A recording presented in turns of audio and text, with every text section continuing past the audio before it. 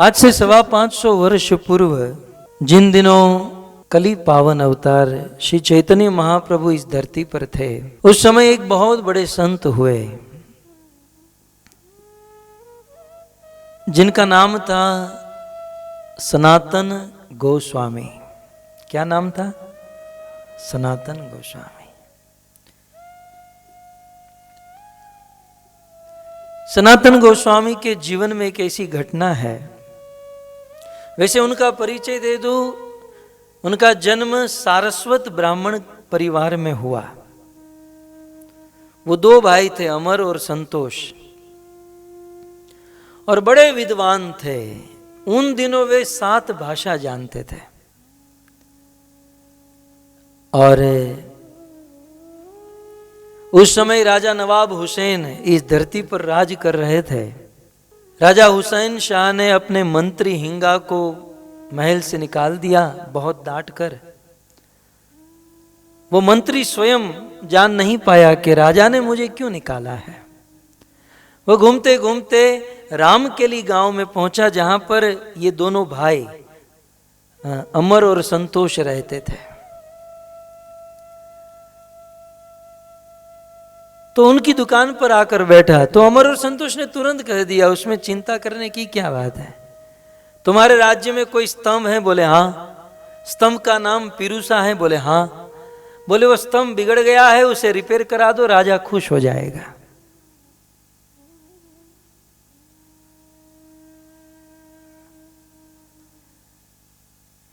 ये मंत्री हिंगा वापस लौटा अपने राज्य में, उस स्तंभ को ठीक कराया, राजा प्रसन्न हो गए। लेकिन राजा के मन में प्रश्न हुआ कि मैंने जब तुझे राज्य से निकाला, तुझे डांटा, तब मैंने तुझे रीजन नहीं बताया था, कारण नहीं बताया था कि मैं तुझे क्यों निकाल रहा हूं। तो हे मंत्री, तुझे कैसे पता चला कि मैंने तुझे इस स्तंभ के कारण निकाला है? तब उस मंत्री हिंगा ने कहा कि मैं बहुत दूर एक रामकेली गांव में गया, वहां पर दो पुरुष थे, अमर और संतोष। उन्होंने मुझे बताया कि राजा के मन में यह चल रहा है, जाकर यह कार्य करो। राजा हुसैन शाह ने सोचा कि इतने दूर रहकर जो मेरे मन की बात जान लेते हैं, वो यदि मेरे मंत्री बन जाए तो मेरा काम आसान हो जाएगा। यही चाहते ना आप लोग? दुकान चलाते हो, ऑफिस चलाते हो, तो कैसा एम्प्लॉयर ढूंढते हो? जो हमारे मन को समझे, है ना, हमारे मन की बात को समझकर उसे पूरा करे। तुरंत राजा ने अमर संतोष को बुलाया और उनको मंत्री बना लिया। तो मंत्री बनने के लिए बहुत बहुत मेहनत परिश्रम लोग करते हैं। राजा ने तुरंत इन दोनों को मंत्री बना दिया। उन दिनों इस देश में जातिवाद चल रहा था। मुसलमान राजा के वहां नौकरी करने के कारण लोग इन दोनों ब्राह्मणों को मुसलमान कहने लगे और दोनों का नाम भी बदल गया, दब्बीर खास और साकर मल्लिक। और मंत्री पद पर कई दिनों तक रहे। और उन दिनों एक दिन की बात है, श्री चैतन्य महाप्रभु का दर्शन उन दोनों भाइयों को हो गया। देखिए भक्तों, गंगार हमारे नरोत्तम दास ठाकुर ने, हमारे गौड़ीय संप्रदाय के सुंदर आचार्य हुए, नरोत्तम दास ने लिखा है, गंगार परश हैल पश्चात पावन। गंगा को तो आप स्पर्श करोगे, गंगा में स्नान करोगे, तब जाकर पवित्र होगे। लेकिन किसी वैष्णव भक्त का दर्शन कर लो, हृदय पवित्र हो जाएगा। दर्शन पवित्र करो, यही तुम्हारे गुण। गंगा से भी अधिक पवित्र होते हैं भगवान के शुद्ध भक्त। और शायद इसीलिए पूरे संसार में विचरण करके महात्मा विदुर जब हस्तिनापुर में पहुंचे, तब धर्मराज युधिष्ठिर ने कहा, भवद विदा भागवता तीर्थ भूताम स्वयं विभो तीर्थम कुर्वन्ति तीर्थानि स्वांतस्थेन गदाभृता। हे महात्मा विदुर, आप इस संसार में जहां जहां अपना चरण रखे होंगे ना, उस स्थान को तीर्थ बना दिए होंगे। क्यों?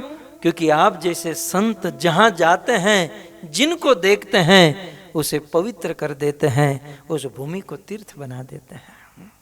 दर्शन पवित्र करो यही तुम्हारा गुण। आइए फिर से 525 वर्ष पूर्व राजा हुसैन शाह के वहां मंत्री के पद पर धन का कोई कमी नहीं, सब कुछ था, लेकिन एक दिन चैतन्य महाप्रभु का दर्शन हो गया और दर्शन करते ही इन दोनों भाइयों के हृदय में वैराग्य हो गया। इतना वैराग्य कि महाप्रभु के मुख से निकल गया, दैन्य छाड़ी तोहार दैन्य फाटे मोर मन, आज है ते तोहार नाम रूप सनातन है। आज से तुम दबीर खास नहीं, तुम साकर मलिक नहीं, ये तुम्हारी दीनता, ये तुम्हारा वैराग्य, आज से मैं तुम्हारी दीक्षा कर रहा हूं और आज से तुम्हारा नाम रूप गोस्वामी और सनातन गोस्वामी होगा। दीक्षा ले ली और फिर तो क्या था, हृदय में भगवान की भक्ति प्रेम छलक रहा था, पूर्ण वैराग्य। रूप गोस्वामी तो एक दिन किसी को पता न चले वैसे निकल गए और बड़े भाई सनातन गोस्वामी बेचारे राज कारोबार में फंस गए।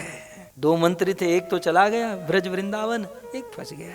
मुझे जो अलाचवा से निकला और साउथ कैरोलिना में यहाँ पहुंचा, तब तक मेरे मन में जो प्रसंग चल रहा था ये मैं बताने जा रहा हूं। फिर क्या किया, सनातन गोस्वामी जो थे ना, वो ऑफिस में जाना बंद कर दिए। मीन्स वो जो मंत्री थे राज कारोबार में जाना बंद कर दिए। राजा ने देखा एक दिन बंदा नहीं आया, दूसरे दिन नहीं आया, तीसरे दिन नहीं आया। राजा ने खबर भिजवाई तो इन्होंने उत्तर दिया कि मेरी तबीयत ठीक नहीं है। तो राजा ने कहा बेचारे बीमार होंगे। 10-15 दिन हुआ, सनातन गोस्वामी नहीं आए। तो राजा के हृदय में सॉफ्ट कॉर्नर तो था, क्योंकि मंत्री थे, इतना अच्छा काम किया। तो राजा ने बहुत बड़े वैद्य को बुलाया और कहा कि जाओ, मेरा आदमी वो सनातन राज्य में नहीं आ रहा है। बहुत बड़े वैद्य, राजा के सिपाही, सब लोग सनातन के वहां गए। तो यहाँ तो कुछ और ही था। सनातन गोस्वामी झूठ बोल कर के मेरी तबीयत बिगड़ गई है, बहाना लेकर अपना राज कारोबार छोड़कर घर पर क्या कर रहे थे। चैतन्य चरितामृत में कविराज गोस्वामी लिखते हैं, भट्टाचार्य पंडित बिसत्रिसलैया, भट्टाचार्य पंडित बिसत्रिसलैया। इसका अर्थ जानते हैं, ये बंगाली भाषा है। भट्टाचार्य पंडित मतलब उन दिनों के बहुत बड़े पंडित, आचार्य, ऐसे विद्वान शुद्ध भक्तों को लेकर सनातन गोस्वामी अपनी ऑफिस से लीव लेकर झूठ बोलकर क्या कर रहे थे। भट्टाचार्य पंडित बिसत्रिसलैया, क्या कर रहे थे सबको लेकर। भागवत विचार करे सभाते बसिया, भागवत विचार करे सभाते बसिया। झूठ बोलकर सनातन गोस्वामी अपनी ऑफिस, अपना कारोबार छोड़कर कुछ भक्तों के साथ बैठकर भागवत पढ़ते थे। वहां सब कुछ छोड़ छाड़ कर सनातन भागवत पढ़ते थे और हम भागवत से झूठ बोलकर घर पर चले जाते हैं। हमारी सब उल्टा चल रहा है। तो कुल मिलाकर सनातन गोस्वामी कहते हैं भागवत के विषय में, असाधु साधुता दायिन। अब आगे, अति नीचो उच्चता भवेत। कहते हैं अति नीचो उच्चता भवेत। ये भागवत जो है नीच से नीच आदमी को बहुत ऊंचा बना देता है, बहुत ऊंचा। असाधु साधुता दायिन, अति नीचो उच्चता भवेत, हान मुंचा कदाचिन मां। जैसे मैंने कहा ना कि मैं कुछ दिनों से व्यस्त था अपने गृहस्थ परिवार में, तो भागवत नहीं गा पाया, तो बस यही प्रार्थना करता रहा कि हान मुंचाम सदा कदापि माम। सनातन गोस्वामी क्या कहते हैं कि हे भागवत मैं आपको छोड़ दूं लेकिन आप मुझे कभी मत छोड़िएगा। हम सब भागवत से प्रार्थना करें, ये बहुत सुंदर श्लोक। हान मुंचाम कदाचिन माम, मुझे ये भागवत मैं कभी मैं माया में फंस जाऊं और मेरा क्या हो जाए भरोसा नहीं, मैं आपको छोड़ दूं लेकिन हे भागवत आप मुझे मत छोड़िएगा। हान मुंचाम कदापि माम प्रेमणा। तो मान लो तो फिर भागवत पूछे ठीक है मैं आपको पकड़ कर रखूंगा लेकिन पकड़ कर करूं क्या, क्या चाहिए भागवत से? तो अंत में कहते हैं हान मुंचाम कदापि माम प्रेमणा हरित कंठयो। दो चीज चाहिए मुझे, एक तो भागवत से मुझे दो चीज चाहिए, मुझे एक तो प्रेम चाहिए, प्रेमणा हरित, मेरे हृदय में प्रेम उत्पन्न करा दे ये भागवत, और रीत कंठयो, और ये भागवत मेरे कंठ पर आ जाए ताकि प्रेमी भक्तों के बीच में बैठकर हृदय में जो भागवत है उस भागवत को कंठ से गा सकूं। तो प्रेमणा हीर्त कंठयो। तो इस प्रकार से भागवत की असीम अपरिसीम महिमा है।